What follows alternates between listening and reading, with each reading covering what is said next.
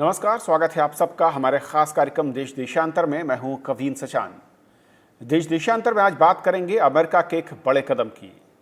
America ने WHO से हटने का ऐलान किया और उसकी आधिकारिक सूचना उसने UN को पत्र लिखकर भी दे दी है।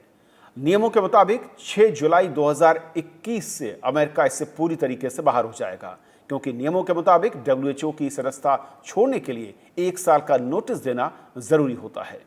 अमेरिका ने पिछले साल चीन के वुहान शहर में फैले कोरोना वायरस महामारी को लेकर WHO पर चीन का पक्ष लेने का आरोप लगाया था।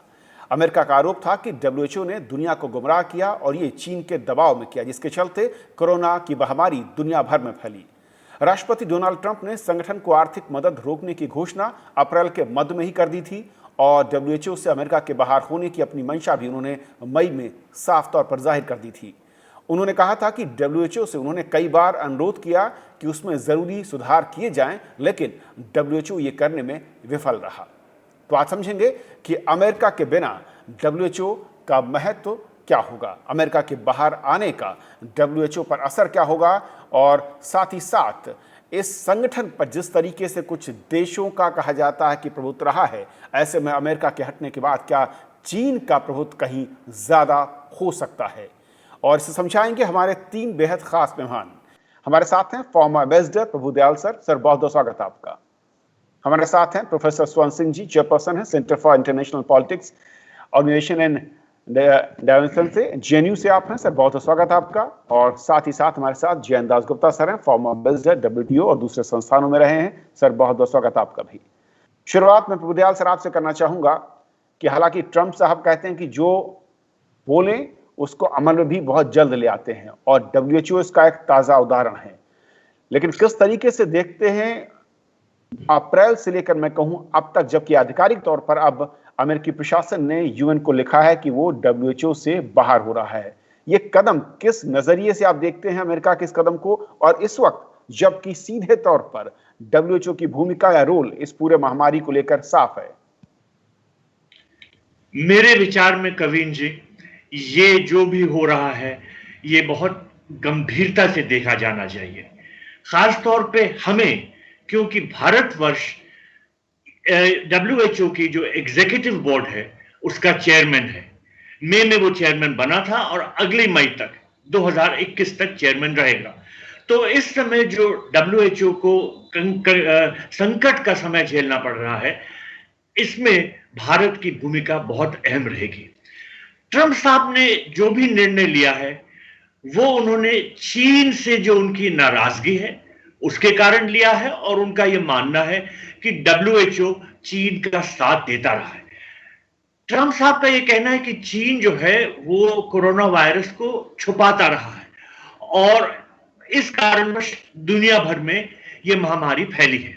उनका यह भी कहना है कि जो WHO के डायरेक्टर जनरल है मिस्टर टेड्रोस, उन्होंने चीन का पूरी तरह से साथ दिया। यहां तक कि दिसंबर में ही WHO को यह इम्कान हो गया था कि कोरोना वायरस जैसी कोई एक नई वायरस आ गई है सामने, लेकिन WHO छुपाता रहा। और 21 जनवरी की जो WHO की मीटिंग थी उसमें भी टेड्रोस साहब ने उनका ये विचार रहा कि इसको कोई ज्यादा एपिडेमिक पैंडेमिक तौर पर नहीं डिक्लेयर करना होगा। तो उन्होंने पूरी तरह चीन का साथ दिया और चीन के दौरे में उन्होंने ये भी कह दिया कि चीन तो जो इसके खिलाफ लड़ना है उसमें वो पूरा कार्य कर रहा है। वास्तविक तौर पर मैं ये कह सकता हूं कि टेड्रोस ने चीन का साथ दिया है और ट्रंप साहब जो कह रहे हैं कि WHO का रोल पूरा एग्जामिन होना चाहिए, इस बात में तथ्य है। लेकिन मुश्किल यह है कि किस तरह से यह रोल एग्जामिन किया जाएगा। अब हमारे लिए सबसे बड़ा संकट यह है कि ये जो ट्रंप साहब का निर्णय है ये बहुत कठिन समय में आया है, जब कोरोना वायरस जैसी महामारी दुनिया में फैल रही है। अब एक सज्जन का कहना है जो एनालिस्ट है कि ये इस तरह का निर्णय है कि जैसे जहाज जो है हवा में उड़ रहा है, उसके आप खिड़कियां तोड़ दें तो जहाज तो क्रैश हो जाएगा। तो इसी तरह से WHO इस समय कोरोना वायरस के खिलाफ लड़ रहा है और US का बाहर हो जाना जो वैश्विक स्तर पर कोशिशें की जा रही हैं इस महामारी से लड़ने के लिए, उनको कमजोर करेगा। जैसा आपने खुद कहा था कि अभी पूरा ये साफ नहीं है कि यूनाइटेड स्टेट्स बाहर हो पाएगा नहीं, क्योंकि नवंबर में इलेक्शन है, और अगर जो बाइडेन प्रेसिडेंट बनते हैं तो उन्होंने ये कहा है कि मैं अपनी प्रेसिडेंसी के पहले ही दिन ये डिसीजन रिवर्स कर दूंगा। कुछ लोगों का ये कहना है कि कांग्रेस के पास ये शक्ति है कि ट्रंप साहब के निर्णय को फेंके और रिवर्स कर दे।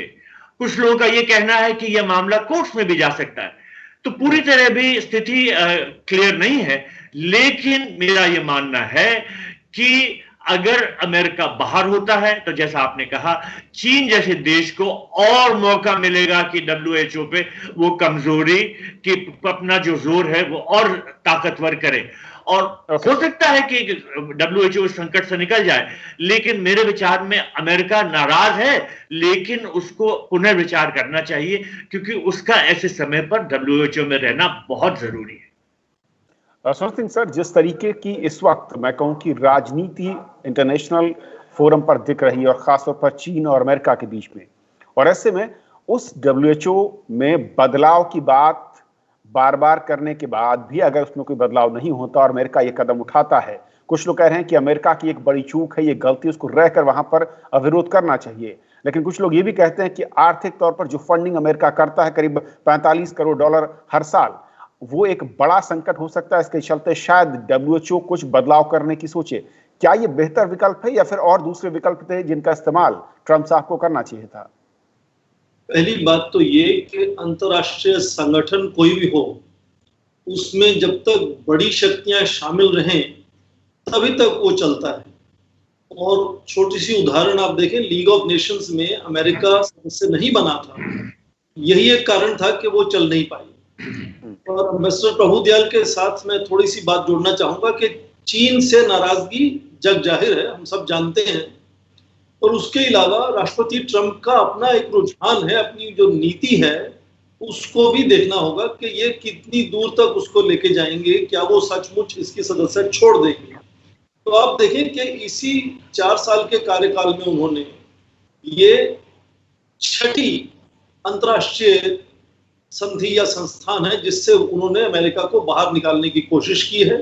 सबसे पहले तो पेरिस क्लाइमेट चेंज से उन्होंने अपने आप को बाहर निकाला, फिर ट्रांस पैसिफिक पार्टनरशिप से बाहर निकाल लिया, फिर यूनेस्को से बाहर निकाल लिया, फिर जो ईरान न्यूक्लियर डील हुई उससे बाहर निकाला, उसके बाद यूनाइटेड नेशंस की ह्यूमन राइट्स काउंसिल से बाहर निकाल लिया अमेरिका को। तो ये 6ठा ऐसा उदाहरण है जब राष्ट्रपति ट्रंप अपनी जो अमेरिका पहले की जो नीति है उसके चलते अंतरराष्ट्रीय स्तर पर जिम्मेदारियों से पीछे हटते लगातार नजर आए हैं। चीन केवल इस बार इसका कारण है, इससे पहले चीन कारण नहीं था। तो ये पहले उनकी अंदरूनी नीति है जिसके चलते मुझे लगता है कि ये वो सफलतापूर्वक कर पाएंगे। उससे चीन का प्रभाव बढ़ेगा, साफ जाहिर है कि प्रभाव बढ़ेगा। चीन उस मौके को छोड़ेगा नहीं। चीन ने पहले ही $2 बिलियन की ऑफर कर दी थी, जब आप देखें अप्रैल में मीटिंग हुई थी वर्ल्ड हेल्थ असेंबली की, जहां पर राष्ट्रपति ट्रंप ने कहा कि वो नहीं आएंगे भाषण देने। तो चीन के राष्ट्रपति आए, न केवल भाषण दिया, पूरे रवैये को मोड़ने की कोशिश की कि ये कोविड-19 के ओरिजिन पर नहीं, पर हमने कैसे डील किया उस पर फोकस करना चाहिए, उसका इन्वेस्टिगेशन कोविड-19 के हटने के बाद होना चाहिए। तो चीन का प्रभाव तो बढ़ेगा ही, पर मुझे उस पर ज्यादा चिंता नहीं है। चिंता यह है कि कोई भी अंतरराष्ट्रीय संगठन जब किसी एक बड़ी शक्ति को इतना नाराज कर दे कि उसको अपनी सदस्यता और उसको वित्तीय सहायता हटानी पड़े उससे, तो उस पर बहुत सवालिया निशान खड़े हो जाते हैं, मुश्किल खड़ी हो जाती है। और अमेरिका के साथ आप पूरा देखें, पूरा विश्व जुड़ा हुआ है वर्ल्ड हेल्थ ऑर्गेनाइजेशन के साथ कि आज जितनी भी शोध कार्य चल रहे हैं कि इस कोविड-19 से कैसे लड़ा जाए, वैक्सीन कैसे ढूंढा जाए, मुझे लगता है कि एम्बेसडर जयंत दासगुप्ता उस पर हमें ज्यादा बताएंगे। पर वो WHO ही कोऑर्डिनेट कर रहा है कि कहाँ कितना सामान चाहिए, कहाँ कितना कोविड-19 फैल रहा है, अलग अलग तरह का कोविड-19 फैल रहा है। तो अंतरराष्ट्रीय स्तर से यदि सबसे बड़ी ताकत अमेरिका बाहर हो जाती है तो मुझे लगता है कि ये चीन और अमेरिका की जो द्वंद्व है, जो उनका भिड़ंत है, उससे बहुत आगे बढ़कर ये अंतरराष्ट्रीय संगठन पर एक बहुत बड़ी चोट होने वाली है। तो हम सभी को, भारत इसमें, जैसे अभी प्रभुदयाल जी ने कहा कि भारत इस वक्त बड़ी जिम्मेदारी के जगह पर बैठा हुआ है, डिप्टी डायरेक्टर जनरल भारत से हैं, एक्सटर्नल ऑडिटर भारत से है, chairman of executive board Bharat है। तो भारत को इसमें बहुत बड़ी जिम्मेदारी हो जाती है कि संगठन को किस तरह से बचाया जाए। मुझे लगता है हमारा ध्यान उस पर होना चाहिए, क्योंकि ये कोविड-19 तो अभी खत्म हुआ नहीं, ना होता नजर आ रहा है, और इसके बीच जबकि हमें डब्ल्यूएचओ को स्ट्रेंथन करना चाहिए, उसको सपोर्ट करना चाहिए, उसको कार्य करने में सहायता करनी चाहिए, तो ये इतनी बड़ी चोट उसको असफल बनाने की और मुझे लगता है धकेल देगी। तो हमें संगठन से बचाएं, उस पर ध्यान होना चाहिए, मुझे लगता है सभी देशों का और भारत का सबसे ज्यादा, क्योंकि जिम्मेदारी भारत पर खास है आज। जयंत सर, क्योंकि जिस तरीके से ये अंतर्राष्ट्रीय संगठन है और बहुत अहम है कि यहाँ पर बड़ी शक्तियां उन सब के बीच एक राय और किसी की नाराजगी इस हद तक न बढ़े कि वो उससे बाहर होने के रास्ते को अख्तियार कर ले। लेकिन यहाँ पर जिस तरीके की कंडीशन इस वक्त है दुनिया भर में, जो हालात हैं, ऐसे में संगठन का रहना और ज्यादा मजबूत होना सबसे अहम था हर देश के लिए। लेकिन ये कदम किस तरीके से उसे डंड करता हुआ दिखता है और क्या दूसरे विकल्प अभी भी बचे हुए हैं? सबसे बड़ी बात यह है कि इसमें प्रभुदयाल साहब ने या प्रोफेसर साहब ने इसका जिक्र नहीं किया। ट्रंप साहब के निर्वाचन जो नवंबर में होने वाले हैं, ये जो फैसला उन्होंने किया है इसका बड़ा गहरा संबंध है, क्योंकि वो चीन को दिखाना चाहते हैं कि चीन के चलते यूएस की ये दुर्दशा हुई है और इतने सारे लोग बीमार पड़े हैं, इतनी सारे मौतें हुई हैं। ये हमारा निजी ये विचार है। तो ये एक मोटिवेटिंग फैक्टर ये है। दूसरी बात जहां तक है, अगर यूएस बाहर निकल जाता है डब्ल्यूएचओ से, वास्तव में अगर बाइडेन साहब नहीं जीतते हैं, ट्रंप साहब ही फिर से जीत के लौटते हैं, तो वो बरकरार रहेंगे कि नहीं अपने फैसले पर, यह भी बहुत स्पष्ट नहीं है। अगर वो बरकरार रहते हैं तो ये डब्ल्यूएचओ के लिए और सारे विश्व के लिए एक बहुत बड़ा झटका होगा, क्योंकि अगर चीन ने गलत किया है, अगर उन्होंने जो एहतियाती कदम लेने चाहिए थे, सारे विश्व को बताना चाहिए था कि ये कोरोना वायरस का प्रकोप हुआ है और ये फैल सकता है, अगर उन्होंने ऐसा नहीं किया है तो उस पर एक प्रोटोकॉल बनना चाहिए। पहले तो इस पर इन्वेस्टिगेशन होना चाहिए, जो इन्वेस्टिगेशन कोरोना वायरस के ओरिजिन पर होगा। वो चीन केंद्रित नहीं है, लेकिन चीन में चूंकि सबसे पहले इसका इंसिडेंस हुआ, इसलिए चीन जरूर इस इन्वेस्टिगेशन के दायरे में आएगा।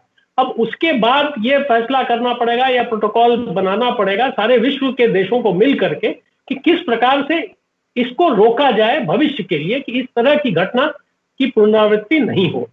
तो इसमें अगर यूएस नहीं रहेगा साथ में, तो एक बहुत बड़ी खामी महसूस होगी बाकी देशों को। अगर आप डब्ल्यूएचओ के फंडिंग की बात करें, ये सही है कि चीन के प्रेसिडेंट जब गए तो उन्होंने काफी पैसे का आश्वासन दिया और वो देंगे भी, लेकिन अगर आप रेगुलर तरीके से देखें डब्ल्यूएचओ के फंडिंग के बारे में, तो उसका जो कंट्रीब्यूशन होता है सदस्यों से, वो लगभग $488 मिलियन का होता है सालाना। उसके 5 गुना जो है तो वॉलंटरी कंट्रीब्यूशन से आते हैं सारे देशों की ओर से, और संगठन और भी हैं, जैसे गेट्स फाउंडेशन है, इस तरह के कोई है जो उसमें अपना योगदान करते हैं। तो इसमें यूएस का योगदान जो है करीब $400 मिलियन का होता रहा है। और ये जो कंट्रीब्यूशन की बात हुई वहां, दूसरी चीज है कि यूएस आज भी जो मेडिकल साइंस में रिसर्च हो रहा है, जिसमें कोविड के लिए वैक्सीन बनाने की बात हो रही है, कोविड के लिए दवा की बात हो रही है कि रोग कम का उसका प्रभाव कम रहे, तो ये सारी चीजें इसमें यूएस अग्रणी है। उसमें बहुत सारे संगठन है यूएस के। आए दिन मॉडर्ना की बात हो रही है, जो एक कंपनी है जिन्होंने वैक्सीन का स्टेज 3 का क्लिनिकल ट्रायल शुरू किया है। अन्य कई इस तरह के इनिशिएटिव्स हैं। तो ये सारे मामले जो हैं, तो डब्ल्यूएचओ से इसका एक कोऑपरेशन हो रहा है, मॉनिटरिंग हो रही है और आगे ये बढ़ाया जा रहा है। इसमें अगर यूएस अलग थलग पड़ जाएगा तो सारे विश्व को इसका नुकसान झेलना पड़ेगा। तीसरी बात यह है कि अगर चीन को अगर टैकल करना है, क्योंकि $115 मिलियन अगर यूएस का सालाना कंट्रीब्यूशन है, तो चीन का भी $57 मिलियन है, जो दूसरे स्थान पर है। तीसरा है जापान का 40, और भारत तो उसमें $3-4 मिलियन ही मात्र देता है। तो चीन का वर्चस्व बना रहेगा, और वो अगर डब्ल्यूएचओ को सही दिशा में नहीं ले जाएगा तो उसके लिए खामियाजा शेष विश्व को भुगतना पड़ेगा। इसलिए यूएस का रहना वहां जरूरी है। यूएस को रह करके उसमें सुधार, रिफॉर्म्स लाने की अगर वो सोचते हैं तो उसमें यूएस को पहल करना पड़ेगा, लीडरशिप दिखानी पड़ेगी, कंट्रीब्यूशन देना पड़ेगा, उसके लिए पॉलिटिकल कैपिटल अपना उसके लिए खर्च करना पड़ेगा, और वो नेतृत्व प्रदान करना पड़ेगा। जी प्रभुदयाल सर, जिस तरीके से जैन सर ने कहा कि क्या अमेरिका में जो चुनाव होने हैं वो इंटरनल पॉलिटिक्स इसके पीछे कहीं ज्यादा है, एंटी चीन जो मैं कहूँ कि एक सेंटिमेंट है, उनको उनका फायदा लेने के लिए ये कदम जल्दबाजी में उठाया गया है, या फिर अमेरिका के पास कोई विकल्प नहीं बचा था? क्योंकि अमेरिका ने ये कहा कि हमने कई बार इसमें सुधार को लेकर सुझाव दिए डब्ल्यूएचओ को, लेकिन उनकी ओर से कोई भी इनिशिएटिव उसको नहीं दिखाया गया इसे लेकर। देखिए, जैन जी ने बिल्कुल सही कहा कि ट्रंप साहब का जो निशाना है वो अपना इलेक्शन देखने के लिए हर चीज पे वो कर रहे हैं। इसमें कोई संदेह नहीं कि जो भी स्टेप्स ट्रंप साहब उठा रहे हैं उसका कुछ ना कुछ उनके रीइलेक्शन से संबंध है। जब उन्होंने H-1B वीजास पे पाबंदी लगाई तो वो जो अमेरिका में उनके कुछ प्रशंसक हैं वो चाहते हैं कि जॉब्स अमेरिकन को ही जाएं, उनको खुश करने के लिए किए थे। अब ट्रंप पे एक बहुत बड़ा वार चल रहा था कि उन्होंने कोरोना वायरस के संबंध में कुछ नासमझी दिखाई और उन्होंने उचित कदम उठाने में काफी देर की, जिसकी वजह से अमेरिका में ये महामारी बहुत तेजी से फैल गई। तो इस तरह के क्रिटिसिज्म को डाइवर्ट करने के लिए उन्होंने ये साबित करने की कोशिश की कि इसमें तो मेरी गलती नहीं है, इसमें सिर्फ चीन की गलती है और डब्ल्यूएचओ ने चीन की सहायता की है। तो इसमें कोई दो राय नहीं हो सकती कि ट्रंप साहब ने जो ये कदम उठाया है उसका उनके रीइलेक्शन से संबंध है, और जब वो इलेक्ट हो जाएंगे शायद वे रिवर्स कर सकते हैं, करें ना करें। ये भी सत्य है जो डॉक्टर सरन सिंह ने कहा कि ट्रंप साहब जो है वो मल्टीलैटरलिज्म के सपोर्टर नहीं है और उन्होंने अमेरिका को कई मल्टीलैटरल ऑर्गेनाइजेशन से बाहर निकाला है। वो कहते आए हैं अमेरिका फर्स्ट, लेकिन मेरा मानना है कि ट्रंप साहब के लिए सिर्फ ट्रंप फर्स्ट है, और अगर वो डब्ल्यूएचओ के संदर्भ में कुछ कर रहे हैं तो उसमें भी वो अपना हित जरूर देख रहे हैं, लेकिन उनके इस स्टेप से दुनिया को नुकसान जरूर होगा, क्योंकि हम लोग सब एक बहुत ही क्रिटिकल फेज से गुजर रहे हैं। अमेरिका में बहुत से मेडिकल रिसर्च ऑर्गेनाइजेशंस हैं, उनको फायदा होता है डब्ल्यूएचओ के साथ जो अमेरिका की रिलेशनशिप है उससे। अमेरिका से जो फंडिंग जाती है उससे न सिर्फ पूरे बाहरी देशों को बल्कि अमेरिका को भी उससे फायदा होता है। तो ट्रंप साहब को ये बात समझानी चाहिए दूसरे देशों को कि भाई उनको अभी ऐसा नहीं करना चाहिए, क्योंकि जो वैश्विक स्तर पर कोशिशें की जा रही हैं कोरोना वायरस से लड़ने के लिए, इनको बहुत हानि होगी।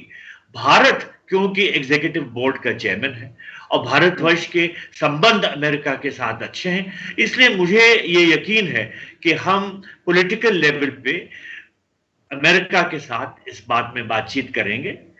1 साल का उन्होंने लेटर जरूर दिया है, लेकिन इस तरह का स्टेप रिवर्स भी किया जा सकता है। अगर वो हारते हैं तब तो शर्तिया जो बाइडेन रिवर्स करेंगे, लेकिन अगर ट्रंप साहब जीतते भी हैं तो वो 6 महीने 8 महीने बाद जब इलेक्ट हो जाते हैं वो मैटर को रिव्यू कर सकते हैं। वो कह सकते हैं कि भाई मैंने देखा कि अमेरिका का रहना इसमें जरूरी है और डब्ल्यूएचओ को नुकसान जो पहुंच रहा है उससे दुनिया को नुकसान पहुंच रहा है, इसलिए मैं अपना डिसीजन रिव्यू करता हूं। तो सही बात यह है कि अभी मैटर जो है पूरी तरह से क्लोज नहीं है, लेकिन दुनिया को एक झटका जरूर लगा है ट्रंप साहब के डिसीजन से। जैन सर, 2 चीजें और कि एक तो ये कि क्या इस बॉडी में, अगर ये डब्ल्यूएचओ की बात करूं, अगर आप इसकी सदस्यता छोड़ देते हैं, बाहर आ जाते हैं, क्या कुछ है जो फैसिलिटीज या सुविधाओं के नजरिए से क्या चीजें खत्म हो जाती हैं उस देश के लिए? और दूसरा ये कि क्या इन संगठनों में कुछ ऐसा इंटरनल सिस्टम है कि अगर कोई एक सदस्य नाराज है या वो कोई इस तरह का एक्सट्रीम कदम उठाने जा रहा है, मीडिएशन की कोई गुंजाइश है, कोई बैठकों का दौर, या फिर मैं कहूँ कि उसे मनाने की कोशिश या जो डिमांड ऑन पेपर रखी गई हो उस पर कोई विचार विमर्श? सबसे पहली बात यह है कि WHO पर जो विकासशील देश है, जो विकसित नहीं है, वो ज्यादा निर्भर करते हैं। अभी कोविड का ही अगर की बात करें तो 200 करीब वैक्सीन सारे विश्व भर में, उसमें डिफरेंट स्टेजेस में है जो डेवलपमेंट के, तो इसका सारा कोऑर्डिनेशन WHO कर रहा है।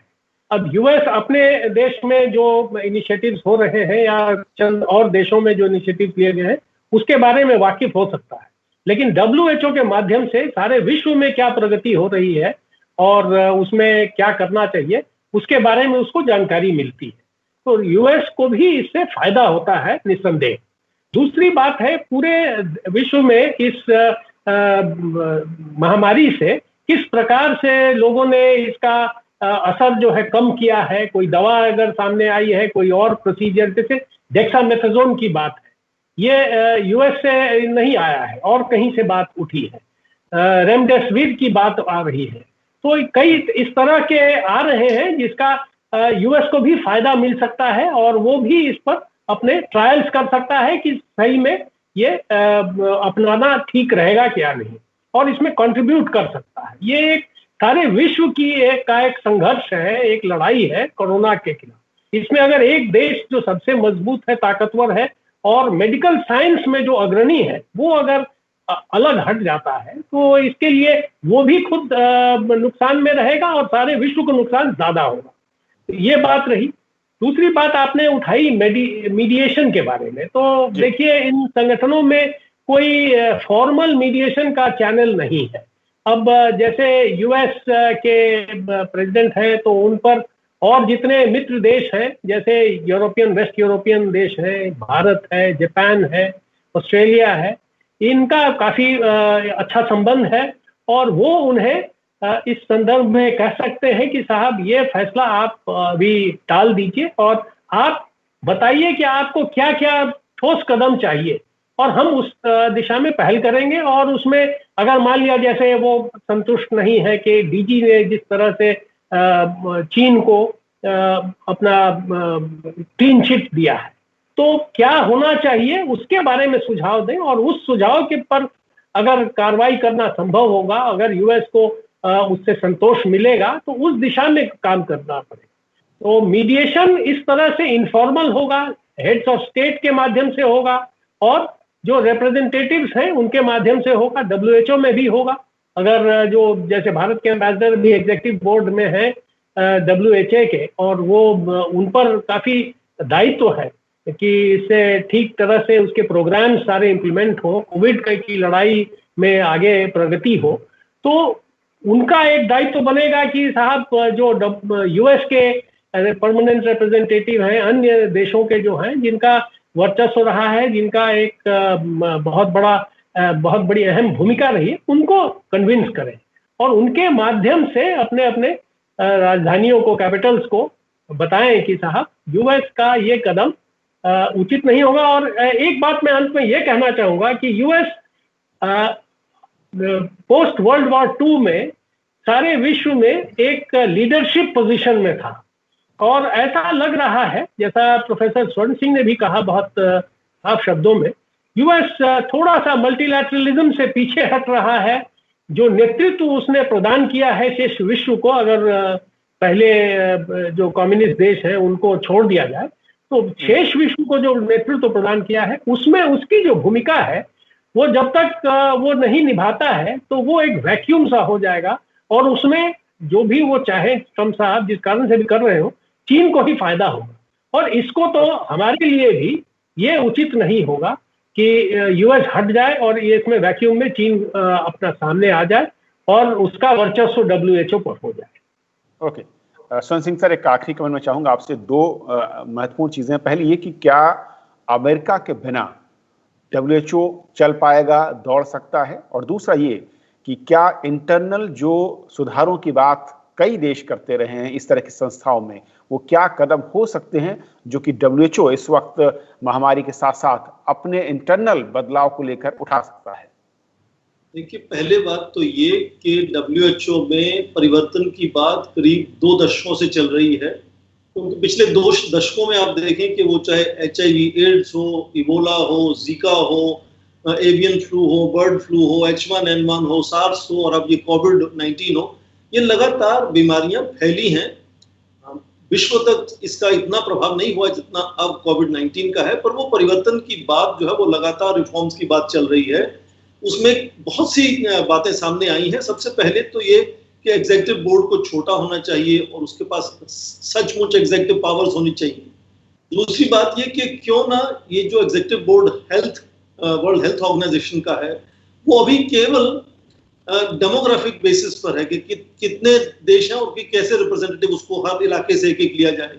क्यों ना उसको ऐसे भी देखा जाए कि किन देशों के पास हेल्थ केयर की हैसियत ज्यादा है, वो योगदान ज्यादा कर सकते। तो उसमें कई तरह की रिफॉर्म्स की बात चल रही है करीब 2 दशकों से, और कुछ रिफॉर्म्स हुए भी हैं। जैसे आप देखें कि जो भारतीय वैज्ञानिक वहां अब डिप्टी डायरेक्टर जनरल है सौम्या स्वामीनाथन, वो रिफॉर्म्स का ही हिस्सा है कि एक नई पोस्ट वहां बनाई गई थी चीफ साइंटिफिक एडवाइजर की। तो रिफॉर्म्स कुछ चल रहे हैं, शायद धीमे चल रहे हैं, पर मुझे लगता है कि आखिर में हमने बात ये कही कि संगठन पर बड़ी चोट है क्योंकि अमेरिका सदस्यता छोड़ रहा है, और शायद अमेरिका पर भी इसकी बहुत बड़ी चोट होने वाली है। एम्बेसडर जयंत दासगुप्ता ने अभी कहा कि वर्ल्ड हेल्थ ऑर्गेनाइजेशन से जो विकासशील या बहुत कमजोर देश है उनको बहुत फायदा मिलता है, और शायद विकसित देशों को भी बहुत फायदा मिलता है उससे। आप देखिए, इस वक्त सभी लगातार दौड़ में लगे हुए हैं कि वैक्सीन किसको मिले इसकी रुकावट डालने के लिए। तो जिसको वो वैक्सीन बनाने की हैसियत होगी वो तो विकसित देश होंगे, और मनमाने उस पर कीमत लगाएंगे। वो उसकी जो वैल्यू है, उसकी रिसर्च एंड डेवलपमेंट की कॉस्ट है, वो विकसित देशों को ही मिलने वाली है। और दूसरी बात कि यदि वैक्सीन मिल जाता है, पिछले साल में जितनी बीमारियां हुई आज तक कोई वैक्सीन नहीं मिला उनका, मान लीजिए इसमें मिल जाता है तो करीब 1000 करोड़ यूनिट प्रोड्यूस करने पड़ेंगे उसके। कौन करेगा? जाहिर है कि चीन उसको प्रोड्यूस करेगा। तो ये व्यापार के चलते चीन अमेरिका की तालमेल खत्म नहीं हुई है और ना अमेरिका की जरूरत खत्म हुई है। आखिरी बात मैं छोटी सी कहूंगा कि आज भी आप पिछले 5 साल के आंकड़ों को देखें तो अमेरिका में जो विकसित देश है, करीब 30 से 35 हजार लोग सीजनल इन्फ्लुएंजा से मरते हैं हर साल। तो ऐसा नहीं कि वो इससे बचे हुए हैं। तो दोनों अपनी मुसीबत से बचने के लिए और अपना निवेश बढ़ाने के लिए, व्यापार बढ़ाने के लिए, आमदनी बढ़ाने के लिए, अपनी जो रिसर्च एंड डेवलपमेंट है उसके जरिए से पैसा कमाने के लिए अमेरिका को जरूरत है वर्ल्ड हेल्थ ऑर्गेनाइजेशन की। तो ये एक, जैसे अभी मिस्टर प्रभुदयाल ने कहा कि वो एक छोटी सोच की बात है कि इलेक्शन तक क्या होगा, उसमें वो ये जतलाना चाहते हैं कि वो बहुत दबंग नेता हैं, चीन को वो विलेन की तरह प्रेजेंट करना चाहते हैं, वर्ल्ड हेल्थ ऑर्गेनाइजेशन को भी विलेन बनाना चाहते हैं। हो सकता है कि इलेक्शन के बाद, क्योंकि उनके अपने एलाइज भी आज अपोज कर रहे हैं, जर्मन हेल्थ मिनिस्टर ने इतनी स्ट्रॉन्ग स्टेटमेंट दी है इसको लेकर, और अमेरिका के अंदर, पूरा अमेरिका के अंदर देखें आज उसका क्रिटिसिज्म हो रहा है। वो चाहे डॉक्टर्स की ऑर्गेनाइजेशन हो, फार्मास्यूटिकल्स की, बहुत तरह की ऑर्गेनाइजेशंस ने, रिपब्लिकन्स ने, डेमोक्रेट्स ने आज उसका क्रिटिसिज्म किया है। तो ऐसा नहीं कि उसके सामने अपोज करने वाले लोग अमेरिका में खड़े नहीं है, खड़े हैं। पर ट्रंप हमने देखा है कि वो मानते नहीं है किसी की, अपनी करवा के रहते हैं। अभी तक तो रिकॉर्ड यही रहा पिछले 3.5 साल में। तो हो सकता है कि इसको पुश करेंगे, पर जीत गए इलेक्शन तो शायद वो दोबारा से सोचें इस बात को। और पहले रोनाल्ड रीगन के समय में भी इस तरह का नोटिस दिया गया था, यदि मेरी याददाश्त ठीक है, ऐसा नोटिस दिया गया था और वो सुलझा लिया गया था। हो सकता है इसको भी सुलझा लिया जाए। ओके, प्रभुदयाल सर, बहुत संक्षेप में सर। मेरा यह मानना है कि चीन की जिम्मेदारी जरूर थी कोरोना वायरस फैलाने में, चीन को जिम्मेदार ठहराना है। लेकिन अगर WHO के थ्रू इंक्वायरी होनी इस बात पे, तो अमेरिका का WHO में बरकरार होना, उसका सदस्य बने रहना ज्यादा जरूरी है। बाहर होकर अमेरिका इसके बारे में कुछ नहीं कर सकता। तो ये बहुत ही गलत कदम होगा WHO छोड़ना इस संदर्भ में भी। ओके, बहुत बहुत शुक्रिया आप तीनों मेहमानों का हमारे साथ इस बेहद अहम चर्चा में शामिल होने के लिए। और WHO में अमेरिका का रोल क्या है और उसके बाहर जाने के बाद किस तरीके का प्रभाव चीन का वहां पर पड़ेगा और WHO खुद किस तरीके से खड़ा या चल सकता है, ये समझाने के लिए। तो आज फिलहाल इतना ही। नमस्कार।